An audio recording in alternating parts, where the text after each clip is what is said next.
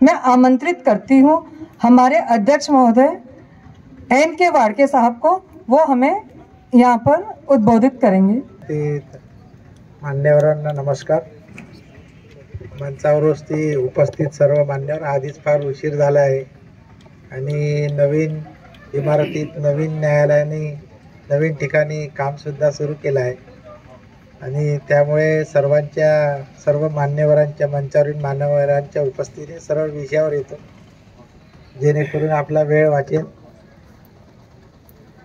सर्व घोटी आणि गोरेगाव तालुक्यातील नागरिकांचं, अधिकाऱ्यांचं आणि आपल्या वकील संघाच्या सदस्यांचं फार आभार मानतो आणि इथे आपल्याला चांगल्या ठिकाणी न्यायालय उपलब्ध करून दिल्याबद्दल आता जे सत्कार मूर्ती आहे त्यांचे खूप खूप आभार मानतो आणि तुम्हा सर्वांना शुभेच्छा देतो की या नवीन इमारतीतून, नवीन ठिकाणाहून आपल्याला जलद गतीने लवकरात लवकर न्याय मिळेल आणि माझे वकील मंडळी सर्व त्यांना मिळवून देतील।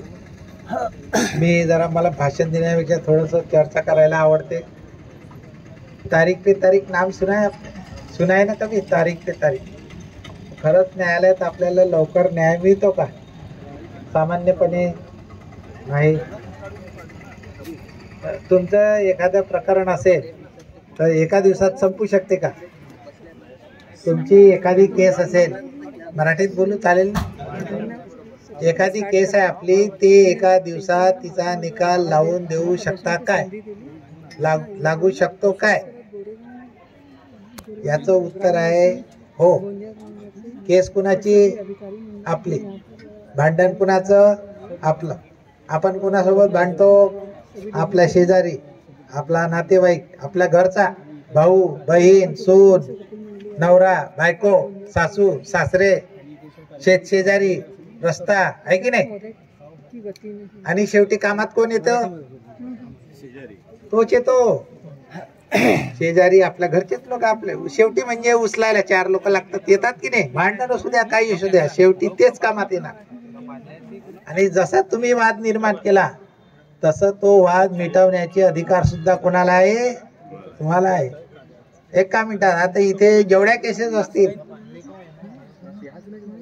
सिव्हिलचे जेवढे दावे असतील, प्रकरण असतील, सगळे आज इथं बसल्या बसल्या आपण सोडू शकतात, कारण वाद तुमचा आहे।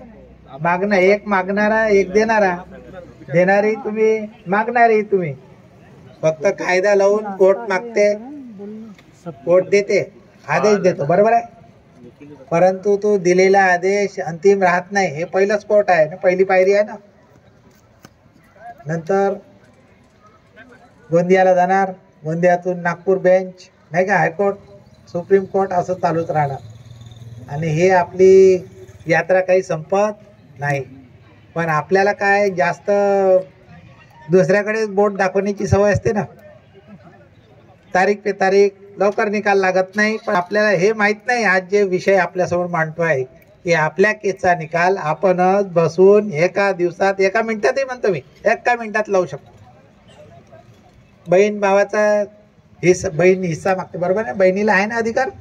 बहीण आणि भाऊ सगळे सारखे, मुलगा मुलगी सगळे सारखे, वडिलोपार्जित संपत्ती असेल तर आपल्याला हिस्सा मिळणारच म्हणतो मी, बरोबर आहे की नाही?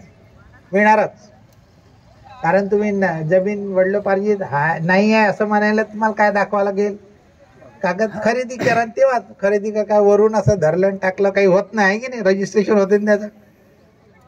मग आपण पळवाटा काढून बहीण नाही आहे असं म्हणतो का? आपण म्हणू शकाल का? म्हणलं तरी ते काही कामाचं नाही। शपथ घेऊन खोटं बोललं तरी काही उपयोगाचं नाही, बरोबर आहे की? देवाची शपथ खरं बोलतो का आपण? मग खरं नाही, अर्धे तर खोटंच बोलतात तिथे। म्हणून आपल्याला माहित आहे ना, मग काय होईल? 5 वर्ष होईल, 10 वर्ष होईल, न्यायाला वेळ लागेल, पण शेवटी तुम्हाला हिस्सा द्यावा लागतो। त्या आपण कोणाला त्रास दिला? बहिणीला दिला, स्वतःही खर्चात पडले, बहिणीलाही पाडलं। आनंद झाला का? बहिणीला आनंद मिळाला का? नाही। भावाला मिळाला का? नाही। शेवटी शेवटच्या दिवशी रडायला येतात, उचलायला येतात, बरोबर आहे की नाही? नाही पहिली चोळी बांगडी केली, शेवटच्या दिवशी मात्र बरोबर करायला येतात. खरं आहे की नाही? आमच्याकडे प्रथा आहे. म्हणून हे उशिरा सुचलेलं काय म्हणून त्याला शहाणपण आहे.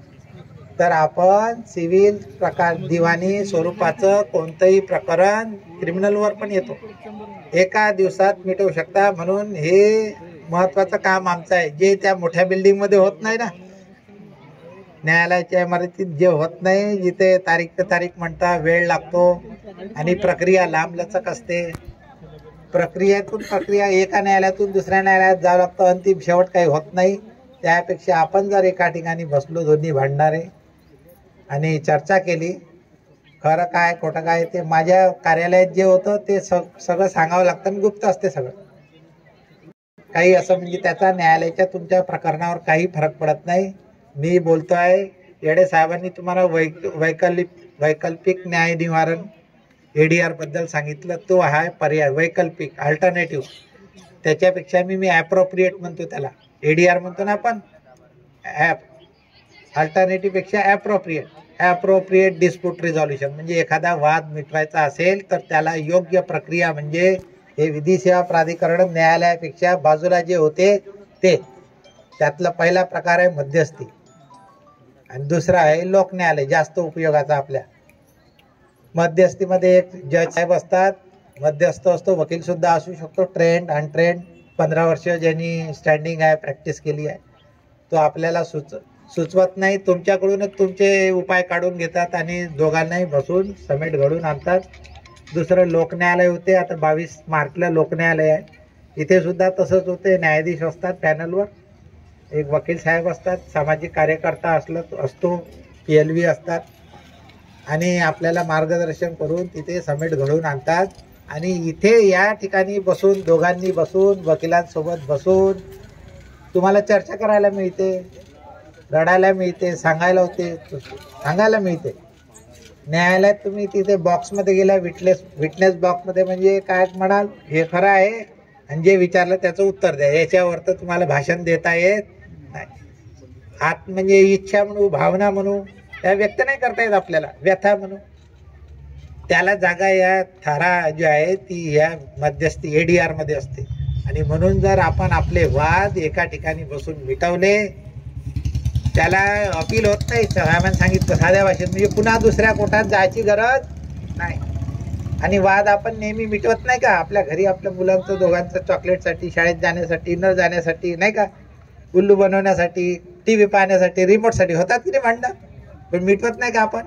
तर हे वाद आपण आपले शक्यतोवर घरातच मिटवायला पाहिजे. आणि आलेच कोर्टात तर मग त्या न्यायालयाच्या मंदिरात जाण्यापेक्षा गेल्यावर किंवा जाण्यापूर्वी सुद्धा मिटवता येते. आता समजा नवरा बायको इथं बसल्या, बहीण भाऊ आहे, दोघांची चालू आहे कुजबूज, हिस्सा देत नाही, मागू का, जाऊ का, घेऊ का, टाकू का केस, नाही टाकू, तर नाही टाकली केस, म्हणजे दाखल करण्यापूर्वी सुद्धा तुम्हाला तुमचा वाद कोर्टात फी भरण्याच्या पहिले, याला प्री लिटिगेशन म्हणतो आपण, असा सुद्धा एक साधा अर्ज करून माझ्याकडे म्हणजे माझं विधी सेवा प्राधिकरण जे आहे यांच्याकडे साधा अर्ज करून तुम्हाला लवकरात लवकर बसून झटपट न्याय मिळू शकतो. तुम्ही बाहेरही सेटल करू शकता, बाहेर म्हणजे आपली ते कोणती तंटामुक्त समिती आहे तिथंही मिटवू शकता. परंतु काही वाद असे असतात ते तिथं मिटवले, त्याचं उदाहरण सांगतो. डायव्हर्स घेता येते ना तुमच्या तंटामध्ये, आहे पोलीस पाटील कोणी आहे, वाहतवर करा, डायव्हर्सवर घेता की नाही, स्टॅम्पवर लिहून फटकन बस घेऊन दे, इकडे पैसे दिले, घेतले, लिहून घेतलं, झालं की डायव्हर्स, बरोबर आहे की नाही? पण ते शून्य, त्याची किंमत शून्य. कारण कायद्याच्या दृष्टिकोनातून लग्न करता येते कसंही, कोणत्याही पद्धती, पण मोडायचं झालं तर कायदेशीर पद्धत. तर तो डायव्हर्स आपण स्टॅम्पवर लिहून घेतला तरी काही फायद्याचा नाही. दुसरा नवरा किंवा पती पत्नी कोणीही त्याचा दुरुपयोग म्हणा, पुढे जाऊन काही पण करू शकते, पुन्हा क्लेम करू शकते. कायदेशीर दृष्टिकोनातून ते लग्न काय म्हणतो, विच्छेद, जोडतोड म्हणतो, मोड म्हणतो, काही वेगवेगळे शब्द आहेत, ते व्हॅलिड नसते. मग असं जरी प्रकरण असले आपल्याकडे तर त्यांना झाल्यावर आमच्याकडे अर्ज करून घ्यायचं, आमच्याकडे ठेवायचं, न्यायाधीशाचा त्याच्यावर सही शिक्का मारला की ते झालं अंतिम, आणि त्याला पुन्हा अपील होत नाही, काही होत नाही. म्हणून याच्यानंतर लक्षात ठेवा, इकडे येण्यापेक्षा कुठं जायचं, विधी सेवा प्राधिकरणाकडे. तुमचा कोणाचाही दिवाणी स्वरूपाचा कोणताही वाद असेल तर तो असं समेटाने बसून सामंजस्याने मिटवायचा. याला म्हणतात एडीआर. लवकरात लवकर वाद मिटवण्याची सोपी साधी प्रक्रिया आहे, जे घरीही करतो आपण. गावात आधी पंच कमिटी वगैरे होती की नाही, सेम तसंच चालायचं. त्याला कायदेशीर आधार नव्हता. ते हे कायदेशीर पद्धतीने आपण न्यायालयात जिंकल्यावर जी डिक्री मिळते, आपल्याला आदेश मिळतो, त्याच्या बरोबरीचं काही